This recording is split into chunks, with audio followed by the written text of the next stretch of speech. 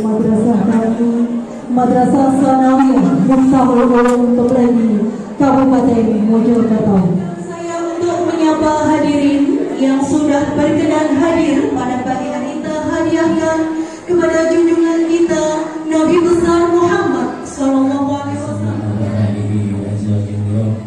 Terima kasih kepada segenap panitia, baik dari Puskesmas maupun dari MTS Miftahul Ulum lagi yang telah menyiapkan beserta ibu.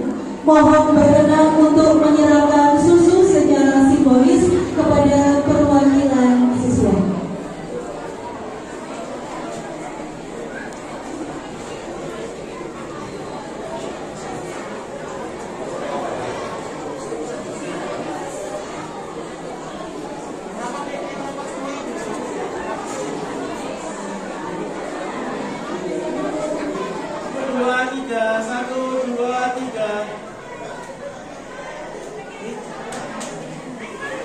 Wabarakatuh. Waalaikumsalam warahmatullahi wabarakatuh. Minta waktunya sebentar saja ya, gak apa-apa ya. Saya manggilnya apa nih, adik-adik, anak-anakku? Adik-adik aja ya, biar Bu Dokter. Oke.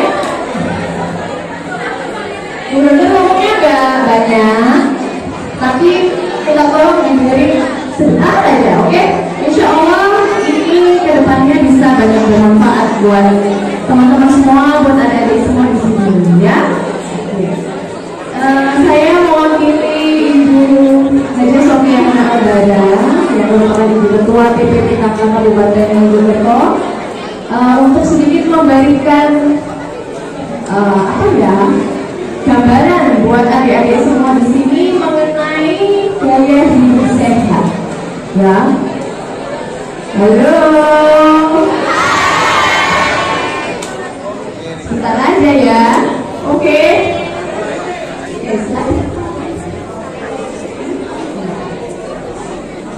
Nah, saya mau ngomong tentang gaya hidup sehat itu banyak ya sebetulnya, tapi yang utama adalah mengenai gizi. Gizi itu jangan dipikir oh itu cuma punyanya anak kecil pada saat masa pertumbuhan. Jangan salah, buat teman-teman semua, buat adik-adik semua di sini itu juga sangat penting. Usianya tadi, rentang usianya mungkin sekitar berapa? 12, 13, 14, 15? 15? Ya segitu kan? Nah itu termasuk salah satu yang penting. Kenapa? Yang pertama adalah karena kalian pasti masih ada yang memasuki masa pubertas. Masa pubertas itu adalah masa kalian tumbuhnya itu cepat-cepatnya, banyak-banyaknya. Kalau mau tinggi, cari di masa pubertas ini. Gitu. Jadi kalau pendek ya, tapi kamu masih ada di masa pubertas. Nah, itu waktunya. Makan yang bergizi, olahraga yang cukup, istirahat yang cukup. Insya Allah tingginya bisa optimal. Ya, terutama yang laki-laki yang mungkin mau masuk tentara, polisi, apalagi pengennya, yang biasanya ada syarat tingginya. Nah, itu penting ya di masa pubertas. Yang kedua, apa pentingnya sih gaya hidup sehat, makanan bergizi, apa pentingnya? Yaitu ini semuanya kan calon bapak, calon ibu, betul ya? Jadi harus dipersiapkan dari sekarang. Untuk apa? Yaitu untuk nanti kamu akan mempunyai anak, melahirkan anak yang harus sehat juga. Ya, jadi gizinya harus dipersiapkan dari sekarang. Karena kalau tidak, kalau makannya sembarangan, gaya hidupnya sembarangan, nanti keturunan kalian juga tidak akan bagus. Ya, saya nitip itu ya. Inilah salah satu rangkaian dari program pencegahan stunting. Ya, itu bukan berarti bukan kamu sudah besar, aku nggak mungkin stunting. Ya betul, karena kalian sudah besar. Tapi kalian calon ibu yang bisa melahirkan Ya, paham ya. Makanya di sini perlu diperhatikan dari sekarang. Oke? Ya. Oke, slide. Nah, mungkin sudah banyak dengar ya stunting itu apa sih? Stunting itu ini betul sekali. Jadi gangguan pertumbuhan dan perkembangan, tapi khususnya untuk masalah tinggi badan. Jadi kalau misalkan ini ada mungkin yang merasa pendek dari teman-temannya, aku mau stunting ya mungkin saja mungkin dulu pas kecilnya gizinya kurang bisa, atau mungkin juga tidak selalu seperti ya, bisa juga karena mungkin bapak ibunya memang pendek, keturunan bisa. Tapi yang bahaya ya plastik ini ya. Jadi tujuannya adalah untuk mencegah menuju nanti biar kalian semua punya anak-anak yang tidak stunting. Nah, ini beberapa nutrisi gizi-gizi yang harus kalian tahu. Ya, yang paling gampang itu sebenarnya, kalau gampangannya nanti ada contoh gambar piring gitu ya. Aku harus makan seberapa nih gitu ya. Yang paling penting gampangannya, yang penting karbohidrat ini yang utama. Tetap karbohidrat harus paling banyak ya. Terus yang kedua adalah protein. Nah, protein ini bisa protein hewan, bisa protein nabati. Kemudian yang lainnya, nah ini vitamin A, B, C, D, E, zat besi, kalsium. Nah itu biasanya bisa kalian dapat dari serat. Apa contohnya serat? Misalnya buah dan sayur. Kemudian dari zat besi seperti makanan tambahan lainnya, misalkan susu. Nah itu sesuai dengan program kita hari ini ya, ngasih bagi-bagi susu buat teman-teman semua. Biar apa ya, ini salah satunya untuk memenuhi nutrisi kebutuhan yang memang diperlukan buat usia adik-adik semua ya. Oke. Kemudian nah ini tidak tahu saja sih ya, nggak perlu panjang. Nah ini adalah aturan makan. Kalau yang sebelah kiri itu adalah untuk bayi, untuk awal-awal usia, awal-awal makan. Tapi kalau disimpulkan secara keseluruhan adalah memang tetap harusnya yang dominan adalah karbohidrat. Tapi tidak selalu semua karbohidrat harus nasi. Boleh tahu nggak? Ada yang tahu selain nasi apa aja nih? Apa lagi? Ada yang tahu? Ini kesukaan kalian nih. Kosong, biasanya senang Mak Mimi. Mie, betul. Boleh makan mie, ya. Tapi ada tapinya.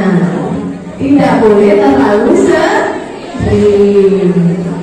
Boleh nih, tapi kalau bisa jangan suka pedes nggak? Hampir semua ya. Kenapa sih kalau nggak pedes? Iya boleh saja, betul memang pedas, cabai itu menambah nafsu makan. Tapi perlu tahu ya, pedas yang berlebihan bisa mengganggu kesehatan. Ya, yang pertama perutnya gampang sakit. Pernah ada yang merasa sakit di sini di atas dulu hati? Nah itu masih awal. Kalau diteruskan sakitnya bisa lebih parah, bisa sampai pendarahan, misalkan BAB-nya jadi berdarah, muntah berdarah. Saya bukan nakut-nakutin, tapi memang kenyataannya seperti itu ya. Jadi coba mulai dikurangi. Oke, mungkin sekarang masih sekedar nyari-nyari doang, tapi lama-lama kalau dibiarin ya bisa begitu. Yang kedua, bahayanya apa? Pedas itu bisa mengganggu penyerapan vitamin, terutama vitamin B12 yang salah satu vitamin pembentuk sel darah merah. Ujung-ujungnya apa? Ujung-ujungnya anemia. Tahu anemia apa? Ada yang tahu? Kurang darah, betul. Nah, apa bahayanya anemia? Yang pertama, terutama untuk yang perempuan, ayo tolong didengarkan ya. Anemia bahayanya adalah kalian yang pertama tidak akan bisa konsentrasi, pasti akan cenderung ngantuk, ya, karena sel darah merahnya sedikit, sel-sel untuk mengangkut oksigen ke otak itu jadinya itu sedikit, jadinya gampang ngantuk, ujung-ujungnya jadinya ketinggalan pelajaran, ujung-ujungnya jadi ketinggalan kelas, ya, itu yang pertama. Yang kedua, yaitu tadi jadinya resiko untuk melahirkan bayi Oke, yang laki-laki jangan meremehkan ya, anemia juga tetap bisa berbahaya. Apa? Sel sperma itu juga bisa dipengaruhi oleh anemia. Jadinya kualitasnya jadi jelek. Ujung-ujungnya nanti kalian bapak-bapak juga berisiko menyumbangkan kemungkinan bayi-bayi itu lahir stunting. Jadi jangan dibilang aman, oh laki-laki aman, tidak ya. Jadi bahaya untuk laki-laki dan perempuan. Bahayanya apa lagi? Nanti pada saat melahirkan, kalau anemia risiko perdarahannya besar. Tapi serem ya, betul. Jadi sebisa mungkin dikurangi makan pedas, boleh, tapi tidak boleh sering dan tidak boleh terlalu pedas, ya. Oke, slide. Nah, ini juga tidak kalah penting ya, teman-teman semua. Halo.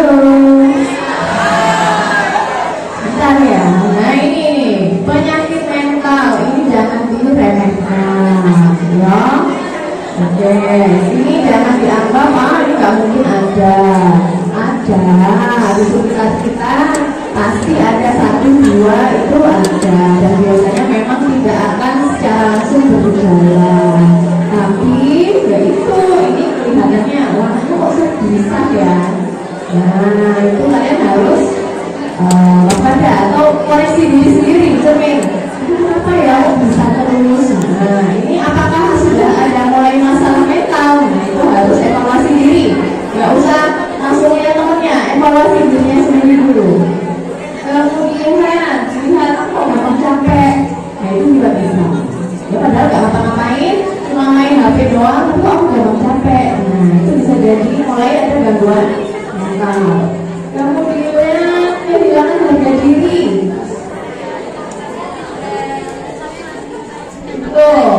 Kemudian ada kehilangan minat. Jadi misalkan biasanya aku suka sesuatu yang positif, misalkan suka sepak bola, suka olahraga, tapi ternyata aku jadi males banget ya, aku mau ngapa-ngapain jadi males. Nah itu hati-hati nih biar kata-kata mager, ya. Jangan dinormalisasi. Mager itu bisa jadi mungkin kalian punya gangguan mental. Ayo.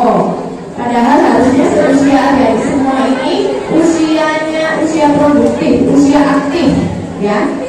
Harus tidak boleh mager. Kalau sering ngomong mager, harus punya gangguan. Apa ada gangguan mental ya? Oke? Terus depresi. Nah ini kalau sudah mulai gejalanya berat. Misalkan sudah mulai misalkan apa ya, kayak tidak mau sekolah, kemudian sering cenderung diam, kemudian kalau tidak mau makan, tidak mau beraktivitas seperti biasa, mengurung diri. Nah kalau ada teman-temannya yang kayak gitu, mulai aware ya, mulai mencari tahu aku kenapa, coba dipikirin, mencari tahu. Nah ini jangan sekali juga mengenai berat badan. Kok aku tambah terus ya? Nah jangan-jangan ada gejala juga. Tapi tidak selalu juga ya. Lihat juga gejala lainnya. Ada perubahan kepribadian yaitu yang tadinya tapi ternyata jadi tidak, kayak tidak menjadi dirinya sendiri, gitu ya. Oke, next. Nah, ini gimana caranya menangani kalau misalnya sudah ketemu gejala yang tadi? Nah, ini jadi harus mulai bisa untuk mengelola stres. Gimana maksudnya?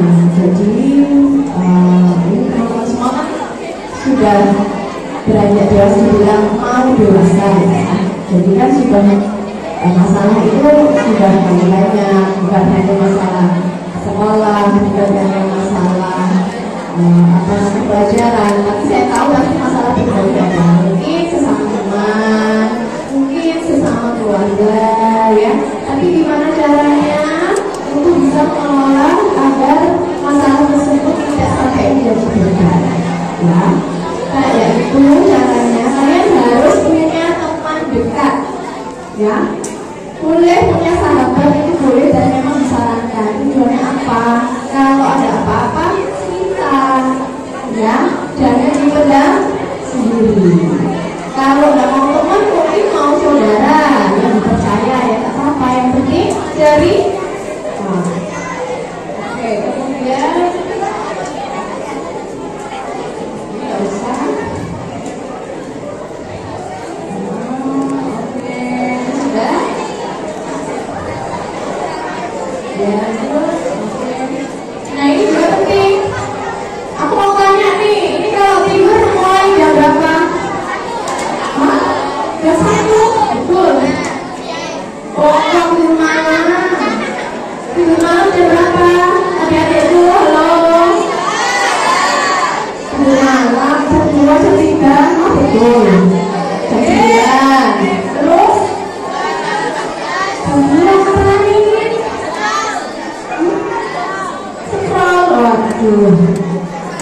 Ini memang betul ya, itu kalau khususnya sekalian itu mungkin tidurnya cukup 9, 8 jam aja cukup sebetulnya. Tapi yang paling penting kalau dengerin dong ya, yang paling penting adalah bukan masalah jumlah, pokoknya nanti yang penting tidur sehari 8 jam. Bukan hanya itu, tapi waktu tidurnya. Jadi malam itu ada masa aktifnya hormon di masalah merilis stres, kemudian metabolisme, kemudian pertumbuhan, itu aktifnya adalah di malam hari. Mulai jam berapa? Mulainya adalah jam 10 dan aktifnya adalah jam 1, jam 2. Nah, kalau kalian mulai tidurnya jam 1, jam 2, ya pasti tidak akan kebagian hormon itu. Jadinya pertumbuhannya tidak akan optimal, gampang stres, gampang kena penyakit, gampang capek ya. Jadi diusahakan sebelum jam 10 harus sudah tidur. Kenapa? Biar bisa deep sleep. Deep sleep itu tidurnya nyenyak di jam-jam hormonnya itu dia lagi aktif-aktifnya, biar pertumbuhannya bisa optimal, biar kalian sehat. Oke? Ya, jangan ketinggalan kamu ya. Banyak penelitian yang meriset kalau anak tidurnya itu di atas jam 10, resiko penyakitnya kalau besar itu lebih besar, seperti hipertensi, kemudian diabetes, ya, stroke. Nah, jadi kalau kalian tidurnya malam, sama saja kalian nyelengi sakit untuk masa tua. Ya, coba diubah ya. Nonton HP boleh, tapi harus tahu waktu. Ya. Oke, selesai. Ini tidak usah. Nah, ini tadi sudah disampaikan oleh Bapak Wakil Bupati bahwa alhamdulillah Kabupaten Mojokerto mempunyai program bagi-bagi susu. Tujuannya apa? Yaitu untuk memenuhi kebutuhan gizi yang memang sekiranya mungkin kurang didapat oleh teman-teman semua ya, gizinya mungkin tidak optimal ya. Jadi dipenuhi dengan pemberian susu. Kenapa? Karena susu itu dia sumber energi, yang kedua dia itu sumber zat besi, jadi bisa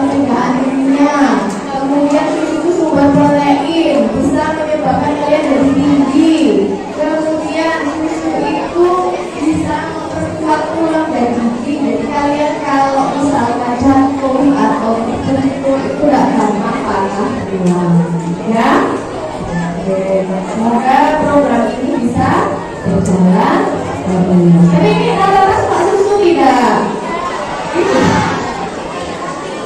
Waduh, ini kan bahaya. Boleh misalkan saya nggak suka susu tapi gulanya dicampur misalkan sama apa? Ada yang bilang sama kopi. Jangan ya. Kenapa? Karena kopi sama seperti pedes. Dia pedesnya sama. Dia yang pertama menghambat penyerapan vitamin, yang kedua bisa meningkatkan asam lambung. Jadi sama dua itu. Jadi kalau makannya pedes minumnya kopi, itu menimbulkan racun di dalam. Ya, hati-hati ya.